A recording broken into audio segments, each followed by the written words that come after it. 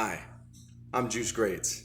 I wanted to talk about when I was incarcerated. I had the chance to read the Satanic Bible, the Anton Lavey version.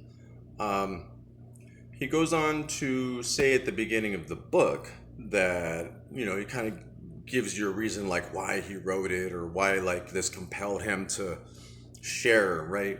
And he's basically saying like he used to go to like church, right, like every Sunday, and that there was like this carnivore or something like that down the road that he would go to every Sunday with all the other boys, and and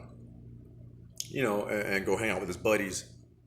And basically, he would say that it just never made sense to him that they would go to church and they would ask for forgiveness on every Sunday, but yet the rest of the week and after church was over, they'd literally go stand at the fence, holding onto the fence like this, staring at all the girls, basically like grabbing their dicks, right? Like grabbing their dicks and like oogling at women, right? And he was like, well, like you could just like forgive your sins every week, basically, right? And like it means nothing, right? So like this is basically like what compelled him to write this book, right? And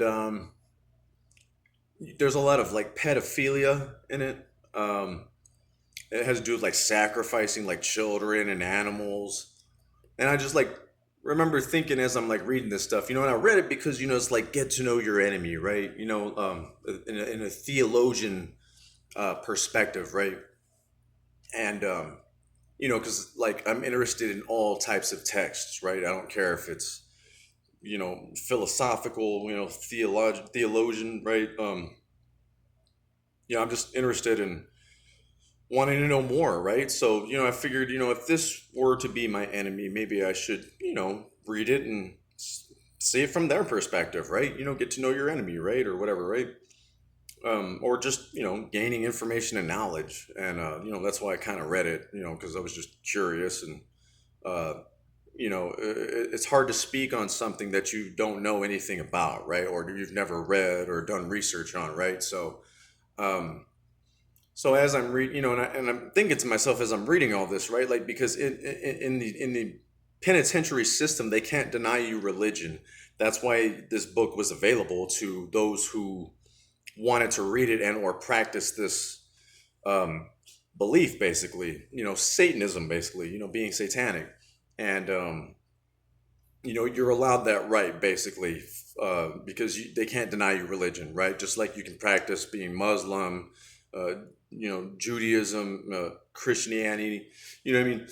And I just remember thinking, like, they offer this, but yet you can't read the 50 Laws of Power. They won't let you even get or even touch or look at the book of 50 Laws of Power. If somebody sent it to you, the 50 Laws of Power, you would not have access to it. I would get tattoo books, because I started my knowledge of tattooing and while being incarcerated, and they don't want you to have a tattoo, but they'll give you the Satanic Bible, right? So um I remember he goes on to say too, like he starts going on about like the seven deadly sins, and he starts talking about pride, and he's basically like, well, like all of us are prideful. That's why it's one of the seven deadly sins. He's like, you care what you look like in the mirror, right? You care what your shoes look like. You care what people think about you. You care how you look, right? You fix your hair. You make sure you have the best clothes on that you want, right? And he was like, that's pride. He was like, everybody takes part in the sin of pride, right?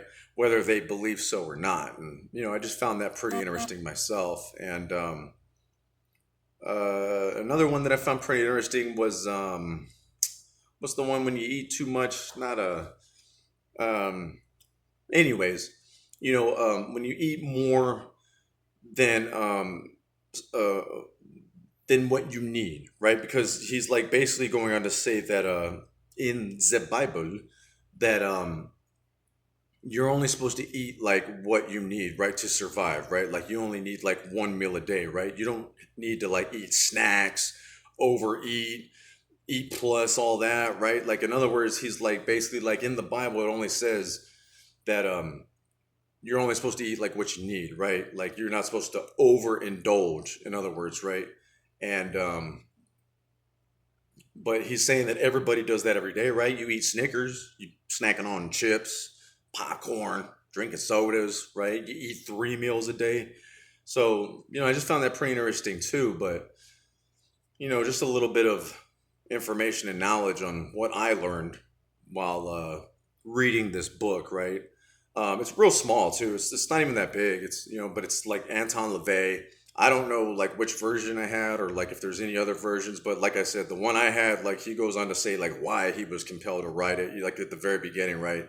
Then it goes on to like spells and sacrifice and like animals and pedophilia, and I'm just like, what the fuck, right? Like, and then like I started asking the dude. I gave I gave the book back to the dude, and I was like, man, here you go. It just ain't for me, right? Like, but it's interesting. I mean, to gain knowledge on the other's perspective, right? And and he's like, well, you don't have to practice those things though to be into that type of stuff. And I'm just like, yeah, but it's kind of weird, right?